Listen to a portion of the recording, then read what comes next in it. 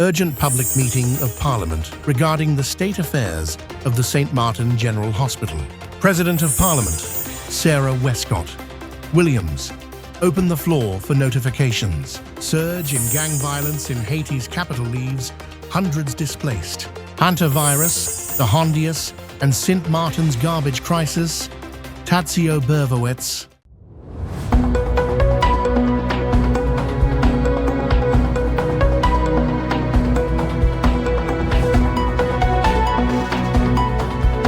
From the island, St. Martin, this is SXM Daily News for May 12, 2026.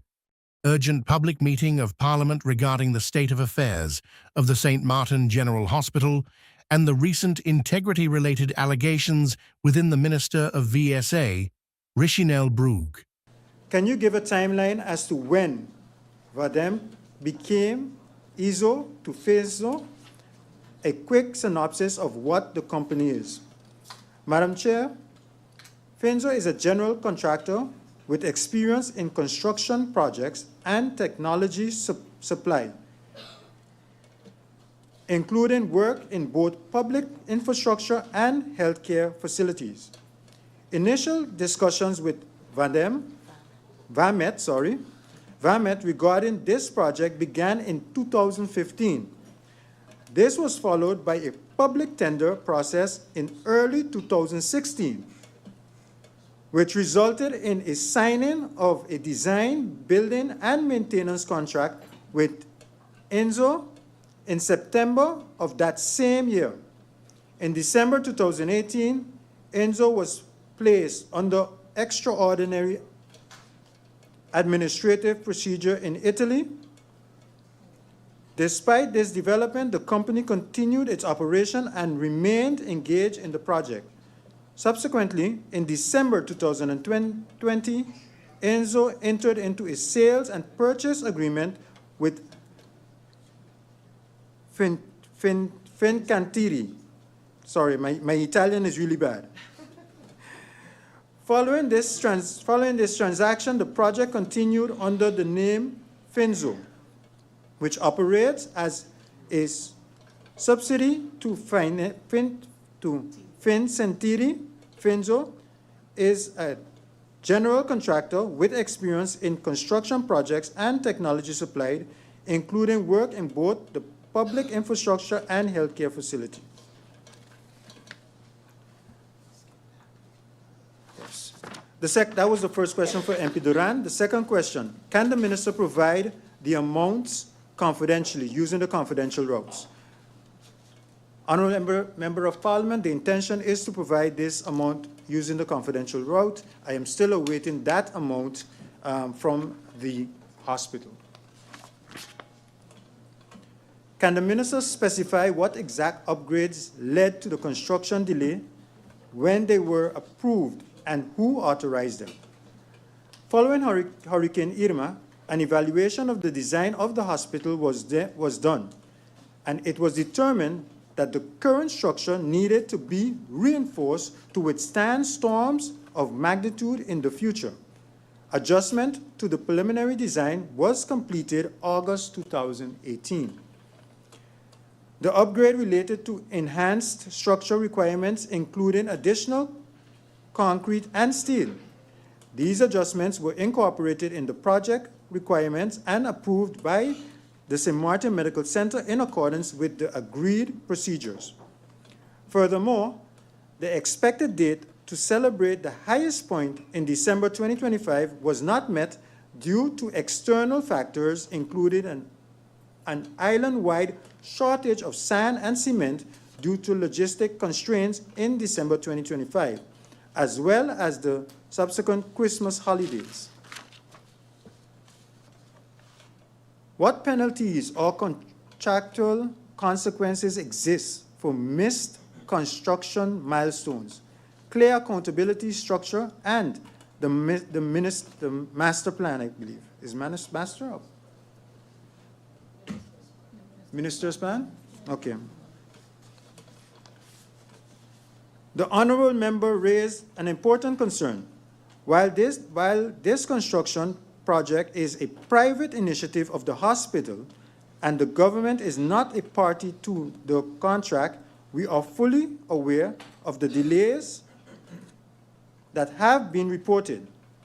Under the terms of the contract, the contractor is subject to delay damage if the agreed time for completion is not met. With such damages capped at 10% of the contract price, the design and build nature of the contract places clear responsibility on the contractor for both delivery and timelines, except due to justified circumstances. While the government is not party to contract, we maintain an oversight role given the importance of the hospital to the community. President of Parliament, Sarah Westcott. Williams, open the floor for notifications. The MPs to whom I give the floor at this time. MP La Cruz, the garbage in St. Peter's is still a mess. So I'd like to start with the last in the minister. Why do they still have a contract? Manchilleri, right on the corner here. The Baptist church, the sidewalk. Tourists are tripping and falling on a daily basis. Of those who wish to make use of notifications, I see according to the screen that MP La Cruz would like to do so, to whom I give the floor at this time. MP La Cruz. The garbage in St. Peter's is still a mess. So I'd like to start by that and asking the minister why they still have a contract. Madam Chair Lady, right on the corner here, the Baptist church, the sidewalk, tourists are tripping and falling on a daily basis.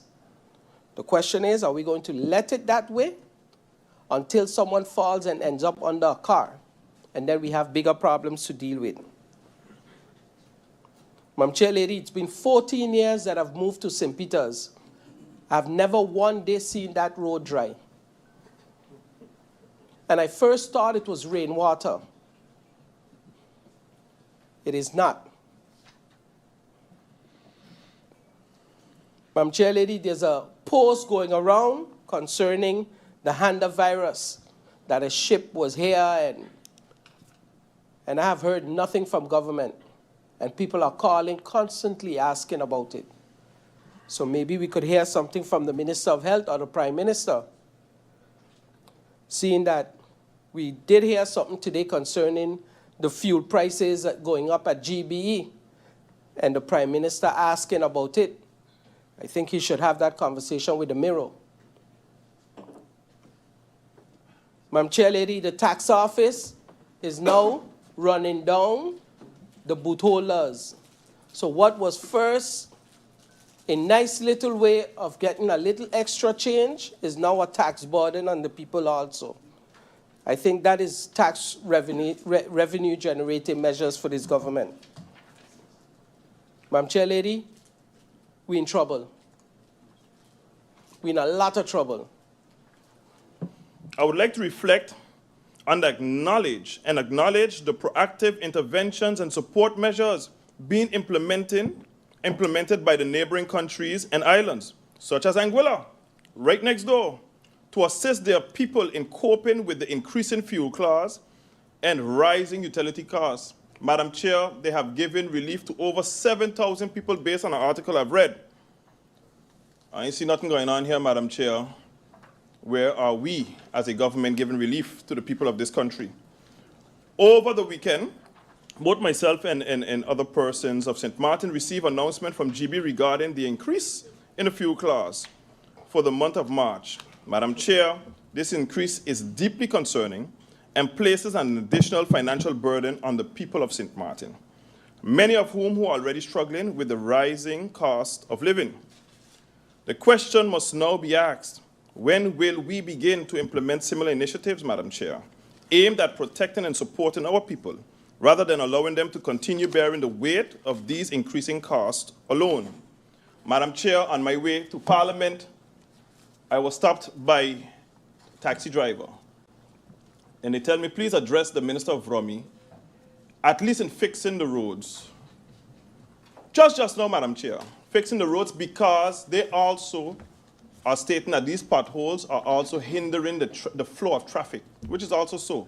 Because if everybody has to dodge a pothole, Madam Chair, that's the reason we have congestion as well. I therefore urge the government, Madam Chair, to urgently address the matter and to take swift and meaningful action before the situation worsens and becomes even more difficult to our people, for our people to manage. I know this is almost embarrassing to have this discussion again, but regarding the meetings of Parliament, and I understand our staff are doing their best, but I put the blame fully on the coalition, to be honest. On Thursday is a day that we expect to get our schedule. Madam Chair, for me, if ministers don't respond or not, send us a schedule and then we move on. And if we don't have any meetings, we don't have any meetings. But that then falls on the coalition. It can't be that on a Friday we get an update on the meetings. On a Sunday we get an update on the meetings. So, Madam Chair, I'm really asking that yourself as one of the leaders in this coalition, when you're having your coalition meetings, you sit down and tell the ministers that, hey, Parliament is your boss. Every other parliament in the world, the ministers respect MPs. We don't have to wait on them to decide, oh no, today we have a meeting or not. It cannot be that we cannot plan ahead for our meetings, Madam Chair. In addition to that, I would like to state, which has been mentioned before, I see that GB increased the fuel clause, and that the Prime Minister in the past said, supported by the majority of this coalition, that the board has to go. They need the board gone, and the people of St. Martin deserve relief. So then I must believe that the board that the Prime Minister put there, that the coalition basically approved, has now increased the cost of living on St. Martin because of their board.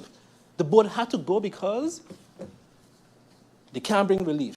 Is this the relief the Prime Minister has promised us, Madam Chair? Madam Chair, it'll be remiss of me not to mention this GB saga. Motion upon motion upon motion, and even submitting a ministerial regulation. Madam Chair, to your recollection, or maybe not, I told the Minister of Tayat when the article came out saying she is giving GB 30 days to come with a reform. I said I do not agree with that article. You should not be giving GB 30 days to give you an answer. You should demand and tell GB you have 30 days to make the change. Now today, everyone, no matter where we go, is blaming and saying the government is doing nothing, and the sad part, they're saying, you ain't doing nothing. Madam Chair, the proof is in the pudding. We have a marketplace. I see my colleague mentioned it. Rule for one, rule for all, and I'm glad that we have the Minister of Rummy here, so maybe today we'll get the answer if there is a building permit. Last time I was told as a member of Parliament that stakeholders' consultation was held. Immediately after that meeting, I walked straight to the marketplace, and none of them seemed to know the design. None of them seemed to recollect any meetings being held. Madam Chair, budget. We are going into almost June. We are still lacking budget 2026. We don't even have an amendment of budget 2025. So when I put my article the last time saying that I am not a part of this coalition and I am not a part of this government, it was not a cop-out. It's the reality. And something needs to be done immediately, Madam Chair. Where we have the government that is monitoring the prices of fuel, monitoring the rise of the GB costs, and continue to monitor. Madam Chair, we do not need the government to monitor because the people are monitoring and the people are feeling it. We need a government to come with actionable items, actionable ideas, and actionable ways to bring relief to the people.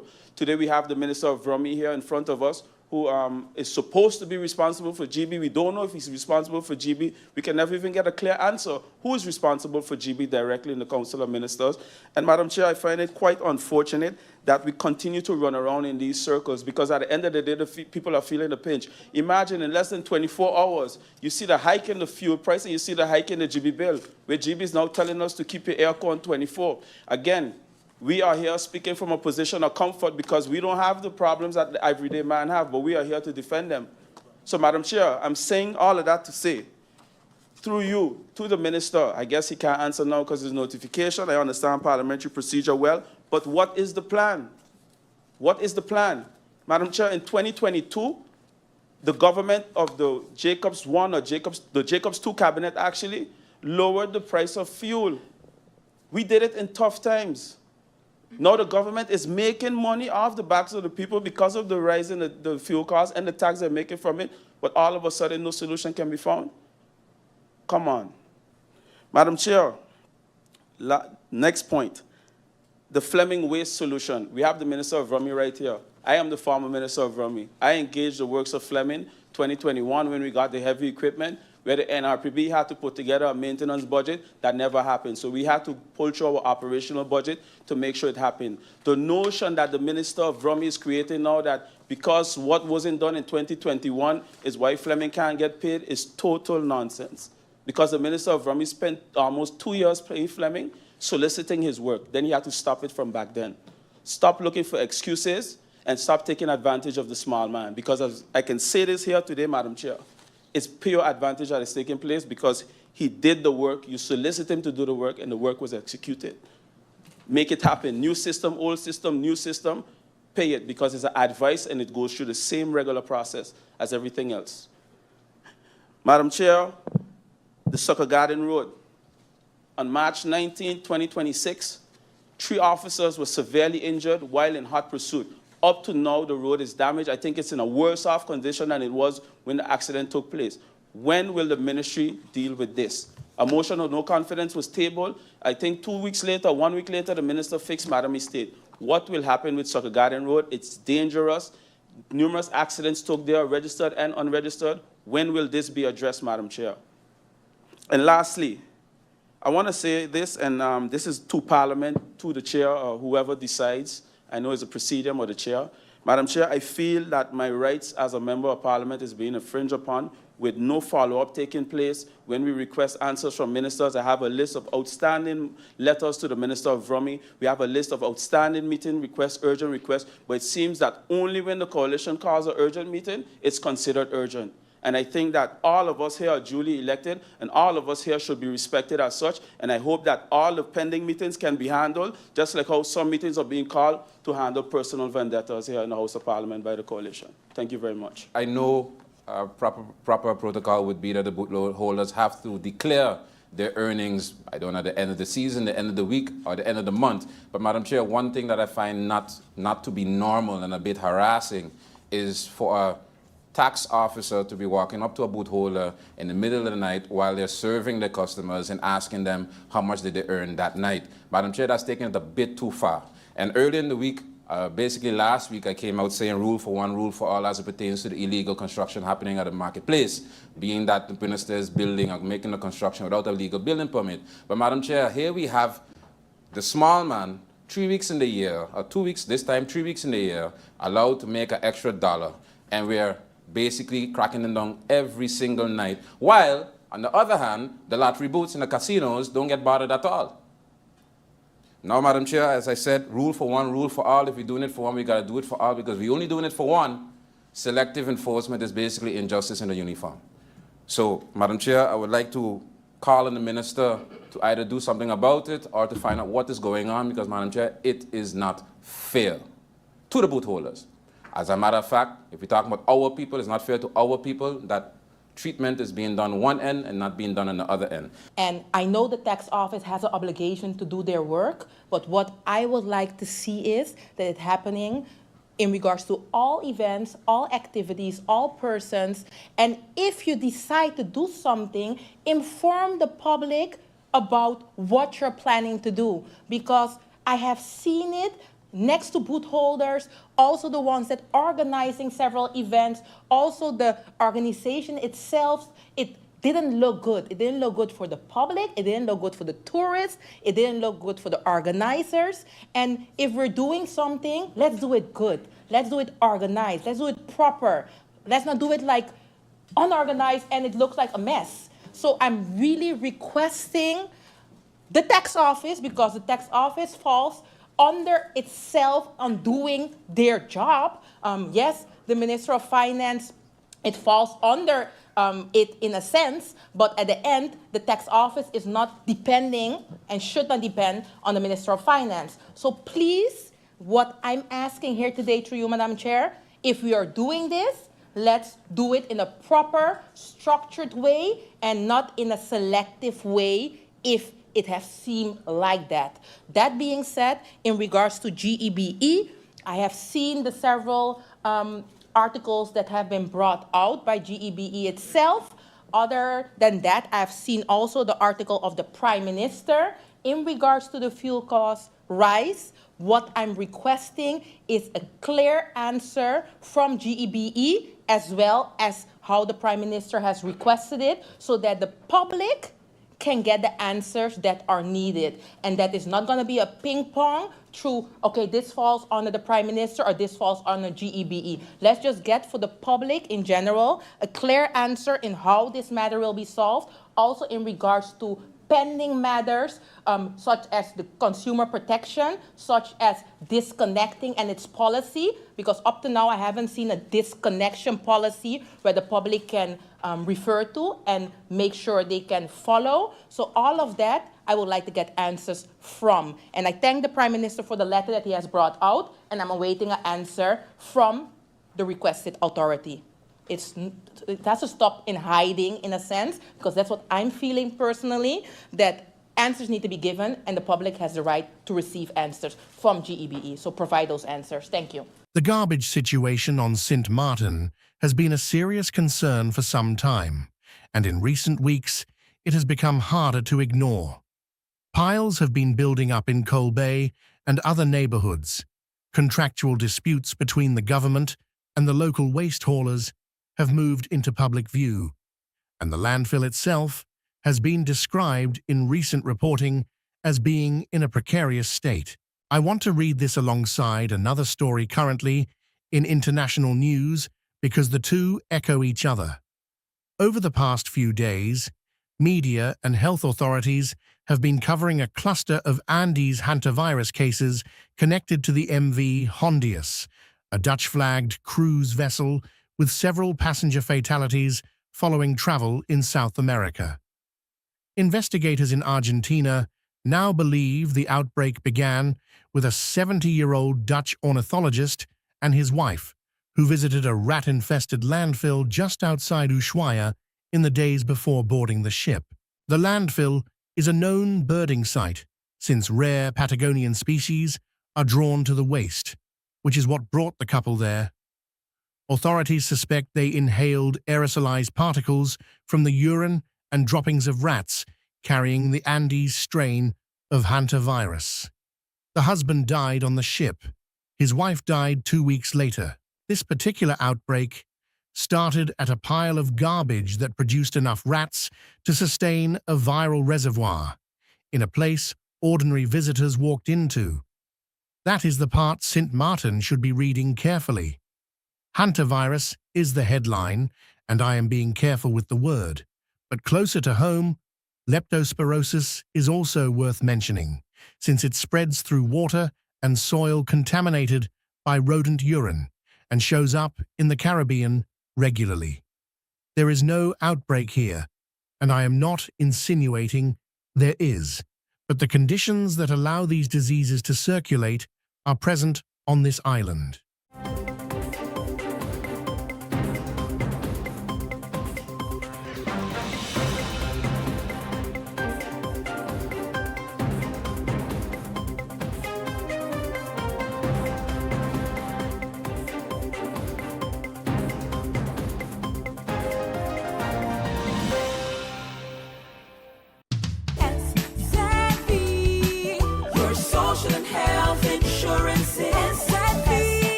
Are you SXM insured?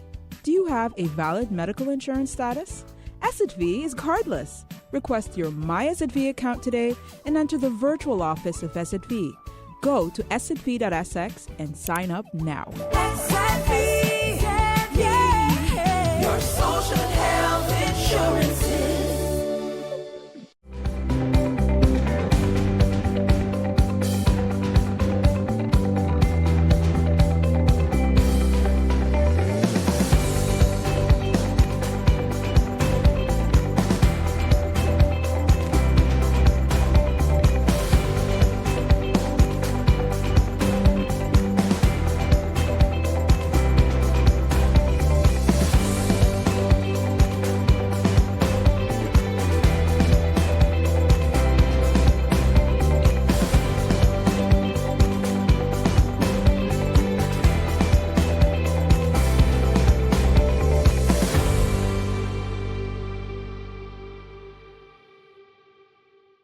public meeting of Parliament for deliberations with the Minister of VROMI, Patrice Gums.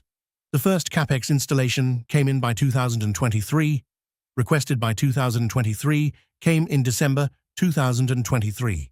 The implementation and use of this rollover was used in 2024.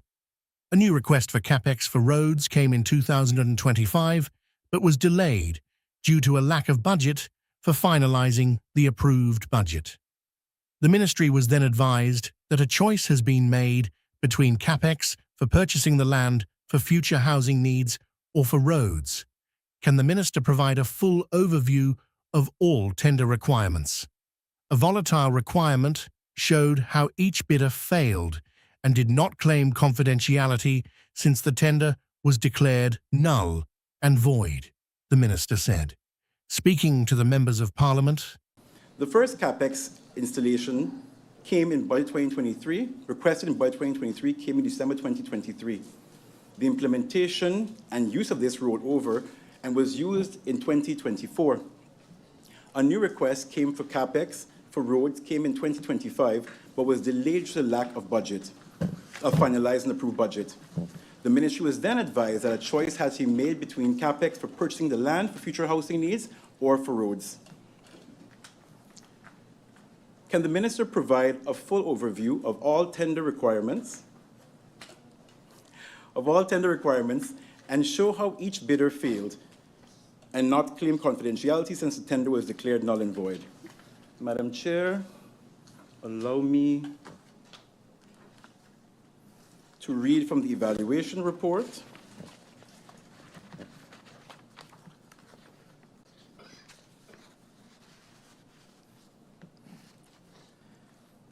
The first phase of elimination, terms of reference Article 5.5, required documents, completeness of documents. In order for a bid to qualify, the applicant must have the following documents, no older than 6 months of date of tender submitted to the Mercell platform. 1, proof of the company's registration with the Chamber of Commerce, of which the description waste management or waste collection and garbage cleaning company must be the same as the business license issued by TEAT. The company's director must be a natural person. Requirement 2, copy of the entity's 2025 renewal of business license document or proof of payment of current fees if the renewal document has not been issued. Requirement 3, copy of the entity's original or amended business license as issued by and on behalf of the Minister of TEAT with a description of the business license based on the scope of the works in this tender. Scope of the works, of course, can be found in Article 3.2. Requirement number 4, proof of registration with SZV and payment of the social premiums as issued by the Social Insurance Bank SZV, BID letter, and of course, you can find that in Appendix 1. Requirement number 5, copy of a valid passport, ID of the director or the owners of the company. Requirement 6, provide crib number and proof of payment of taxes as issued by the receiver. Requirement number 7, proof that the company, NV or BV, is not bankrupt and that is not experiencing liquidity or cash flow problems as issued by the Courthouse of St. Martin. Requirement number 8, a complete filled and signed tender document under Appendix 1. Tender form for each parcel as stated in this terms of reference and is indicated to see Article 23 of the tender form, and of course the Word version will be emailed. In addition to the above, the following was also evaluated. Submission of the builder of the copy of the bidder's payment receipt as proof of payment for the tender fee under the bidding company's name.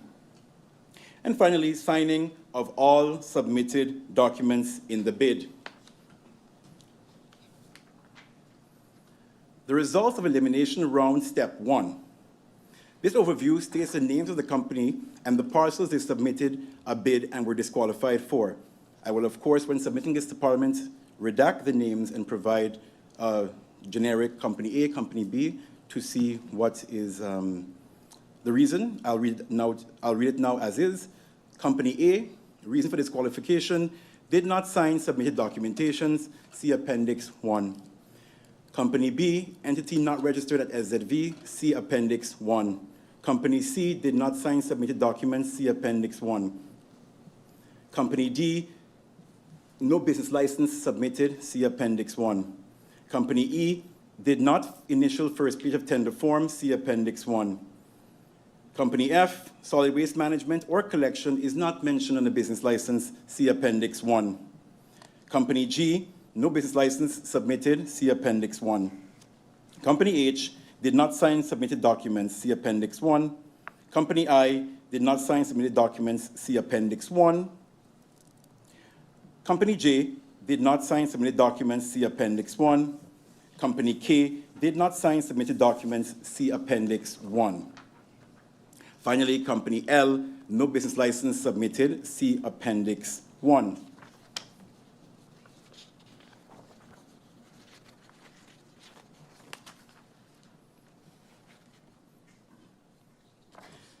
During the phase of evaluation of the bids, the evaluation committee identified the remaining bidders did not comply with the solid waste collection tender 2026-2029, nor applied the amendments to the document. This is in regard to Appendix 2 rates, with the remaining bidders being disqualified. Usage of Appendix 2 rates from solid waste collection tender 2021-2026 and not 2026-2029. There were two companies who did this. And finally, there were a number of companies that did not apply the addendum to Appendix 2 rates as stipulated for the solid waste collection tender 2026-2029, and 4 companies did this. These were the reasons for the disqualifications. The Hague. Global energy tensions and changing relations with Venezuela are increasing the geopolitical importance of the Caribbean parts of the Kingdom of the Netherlands, according to new statements from the Dutch government. In responses sent to the Dutch Parliament ahead of the European Union Foreign Affairs Council meeting of May 11th, Dutch Foreign Minister Tom Berendsen highlighted growing concerns about international energy security and strategic trade routes. The Dutch cabinet described the situation surrounding the Strait of Hormuz as highly undesirable and confirmed that the Netherlands is examining possible participation in an international mission aimed at protecting free navigation through the critical shipping corridor.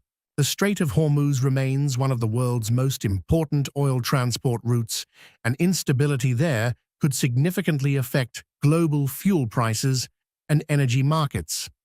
According to the Dutch government, the combination of global energy uncertainty and evolving relations with Venezuela is increasing the strategic relevance of the Caribbean part of the kingdom, particularly Aruba and Curaçao. Both islands possess major port infrastructure, fuel storage facilities, and strategic maritime locations close to the South American mainland. The cabinet's statements reflect a broader geopolitical repositioning of the Dutch Caribbean within international discussions on energy security, regional stability, and diplomacy. Experts have increasingly warned that geopolitical tensions involving Venezuela directly affect the Dutch Caribbean because of the island's proximity to the Venezuelan coast and their role within kingdom defense and foreign policy structures.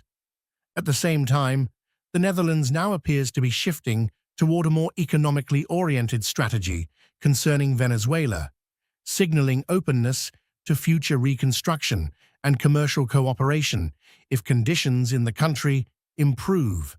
The developments could eventually create new economic opportunities for Curaçao, particularly in logistics, energy services, trade, and regional transport.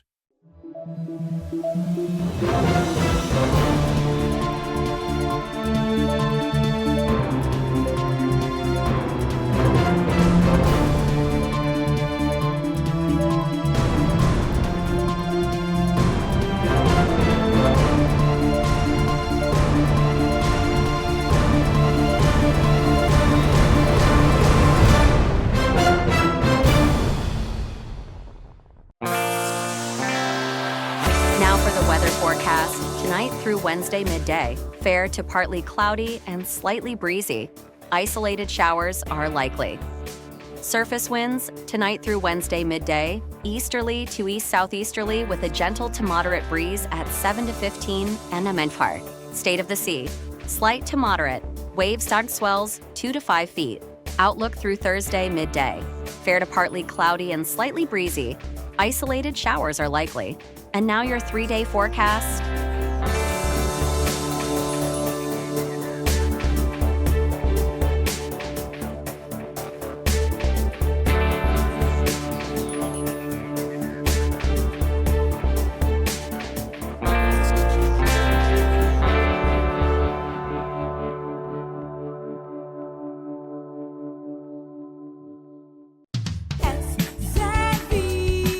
Your social and health insurance is your social and health insurance. Are you SXM insured? Do you have a valid medical insurance status? SXM is cardless. Request your My SXM account today and enter the virtual office of SXM. Go to sxv.sx and sign up now. Your social and health insurance.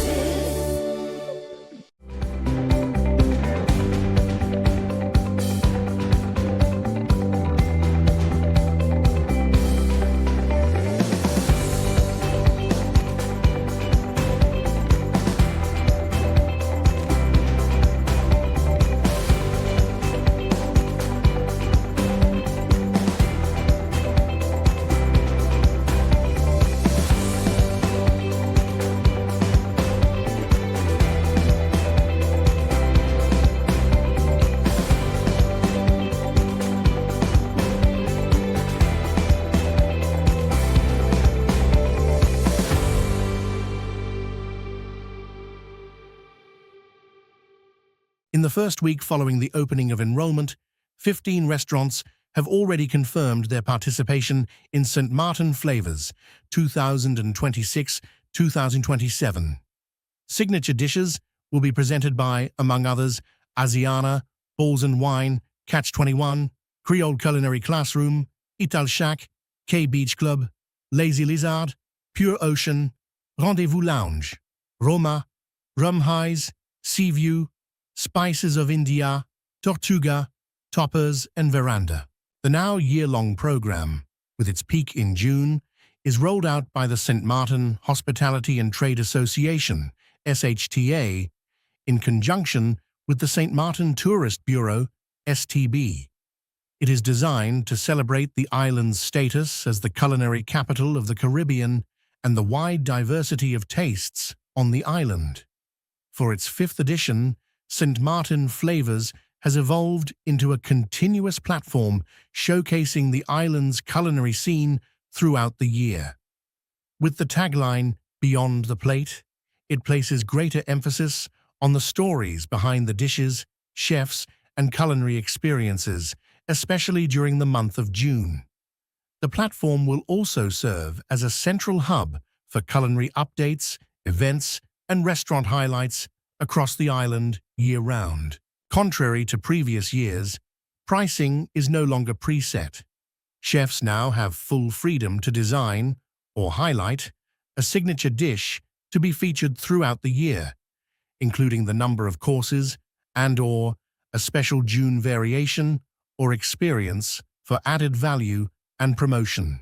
Hundreds of terrified residents fled northern neighborhoods of Port-au-Prince over the weekend, scattering along the road to Haiti's main airport as relentless gang clashes pushed yet another wave of families from their homes.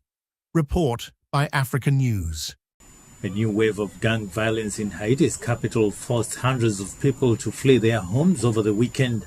Families carrying bags, mattresses, and small children crowded the roads leading to the country's main airport on Monday. Many escaped with only what they could carry, while the sounds of gunfire echoed in the background.